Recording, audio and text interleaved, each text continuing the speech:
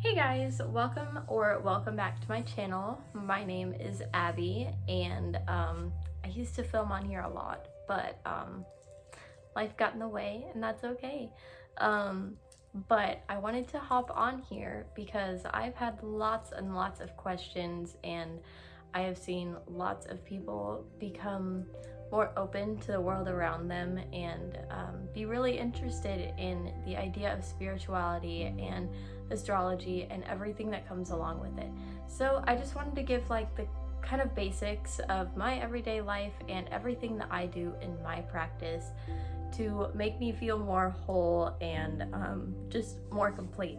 So we're gonna go through them.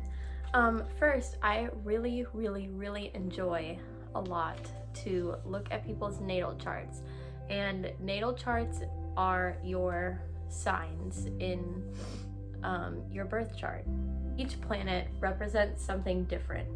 So whatever constellation is near each planet, or each planet is within that constellation, is what your sign is for that planet. Venus represents your love and your values in your life.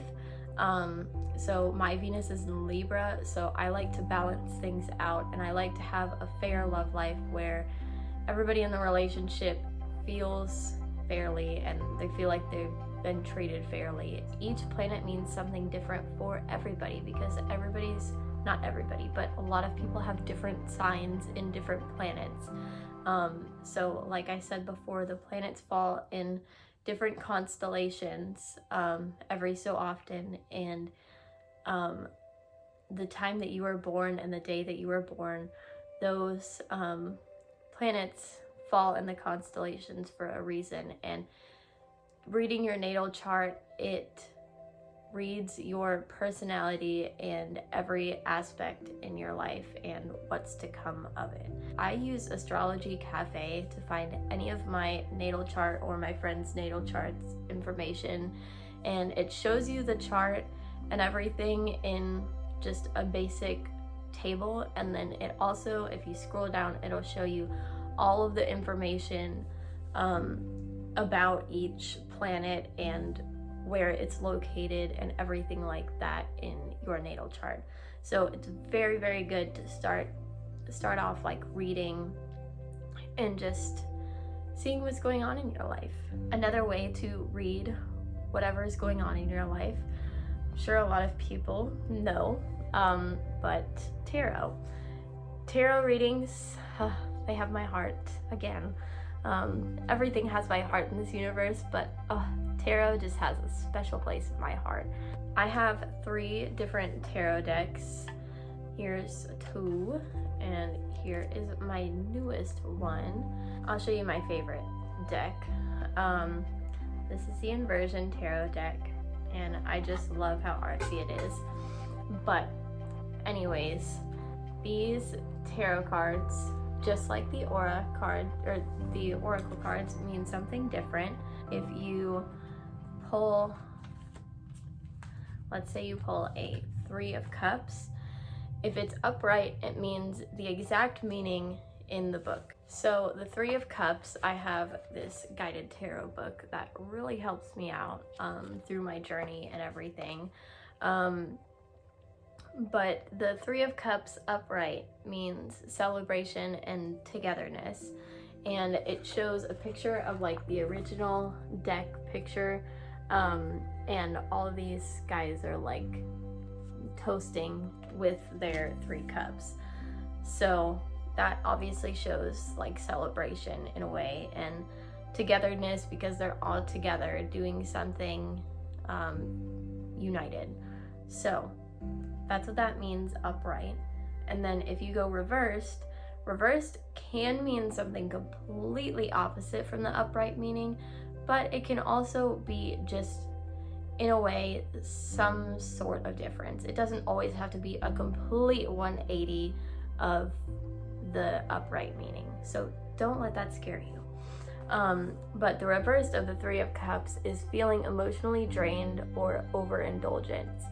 So it could be that you had all of the liquid in the 3 of Cups to yourself, or something. So you overindulge in that certain activity that you're doing.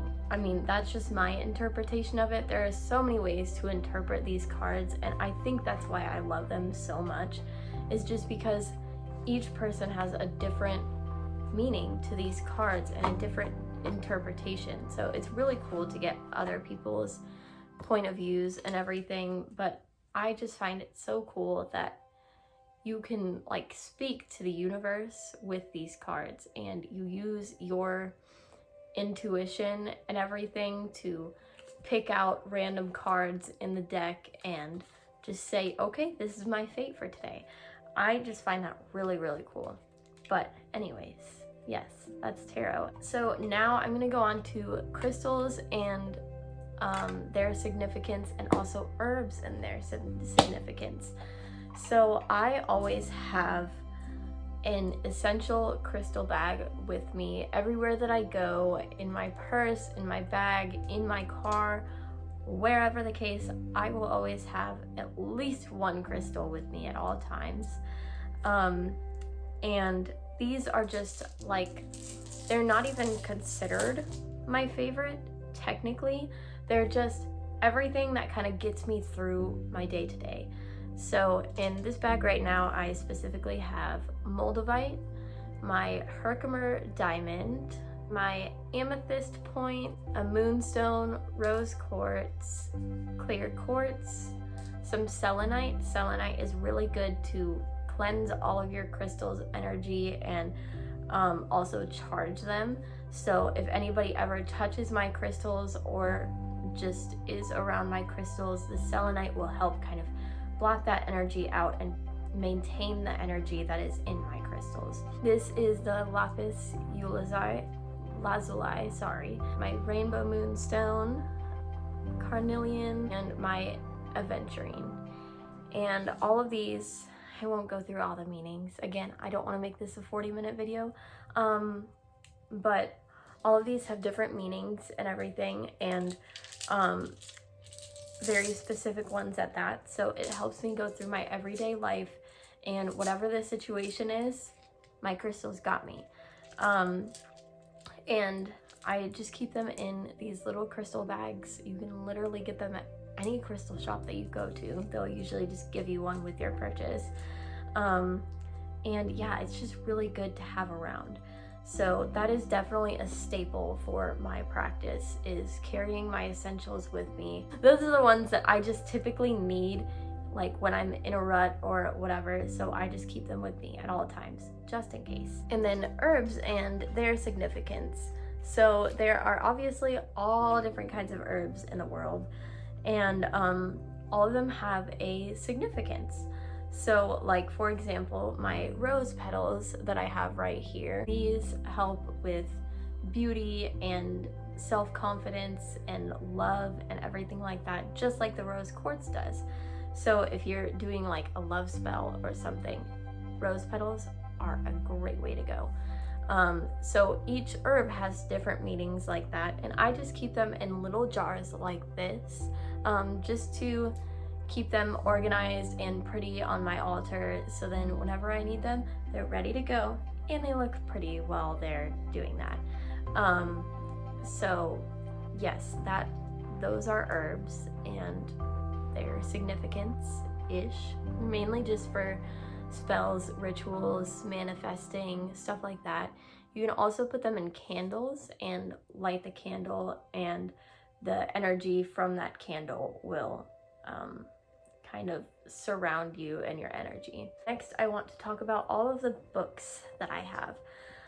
Some of you know that I am not a very avid reader. I do not read for enjoyment at all, but I do need to read to absorb as much information as possible. So I have all different kinds of books. They're mainly spell books, but some of them give more information than just spells.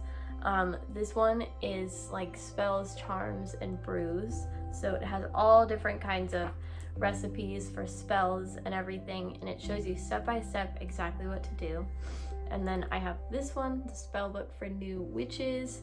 I haven't really read that much on that one, but I like it so far. And then there's also Spellcraft, a guided journal for casting, cleansing, and blessings. That one's pretty interesting. And then we have the Chakras and Self-Care book.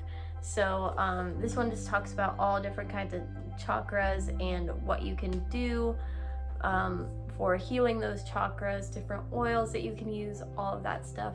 I have found this one really, really helpful. We have the Guided Tarot book, and this obviously, like I showed you before, it just has all the different cards and their meanings, and it shows like a general reading, love, romance, career, money, personal and spiritual, and then it also shows the reversed meaning of it as well in full detail. So then you get a really good picture of what that card actually means for your specific reading. And then it will also show you different spreads that you can do for tarot and everything. I have literally, like, I don't think that I would have been able to read tarot without this book. It has been so helpful. The last book I want to talk about is one that I am writing myself, and that is my Book of Shadows. It looks like this, and this is the inside.